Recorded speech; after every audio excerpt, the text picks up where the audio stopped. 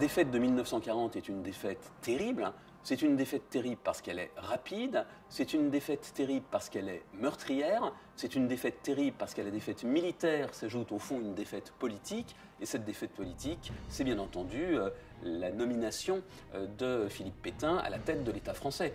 On estime que les combats de 1940 ont provoqué 60 000 victimes militaires. Cet ensemble de fiches a permis de constituer un fichier tout à fait passionnant. Il ne faut pas considérer ce fichier comme un monument aux morts virtuel, puisqu'il va être mis sur Internet. Pourquoi? Tout simplement parce que le fait d'être mort et d'avoir une fiche n'implique pas que l'on soit, pour reprendre la formule consacrée, mort pour la France. Et la collectivité nationale, de mon point de vue, n'a pas à rendre hommage de la même manière à l'ensemble de ces disparus. En revanche, cette base est tout à fait prodigieuse pour la collectivité parce qu'elle permet de comprendre les itinéraires individuels dans cette période assurément très complexe, mais également pour les familles, et je pense ici aux généalogistes, qui vont trouver de manière extrêmement commode, de manière extrêmement synthétique, les renseignements qui leur sont importants pour mener à bien leurs recherches.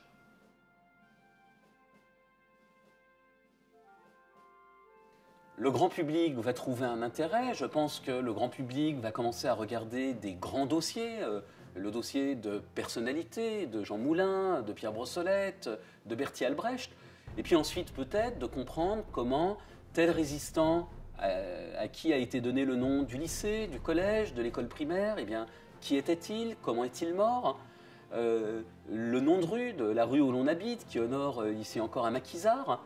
Au fond, chaque Français va pouvoir s'approprier une partie de cette mémoire, de cette histoire, pour mieux comprendre effectivement ce qui s'est produit durant les années sombres.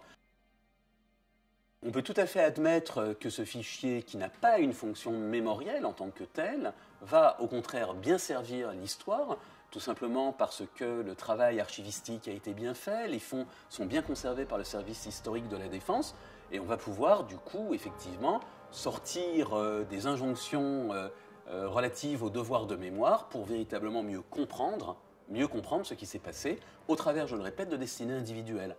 Et c'est peut-être en comprenant mieux les destinées individuelles, voire les déchirements qui ont pu opposer les Français pendant la Seconde Guerre mondiale, que la mémoire pourra se reconstituer de manière peut-être moins légendaire que ce qu'elle a été au lendemain notamment de la Seconde Guerre mondiale.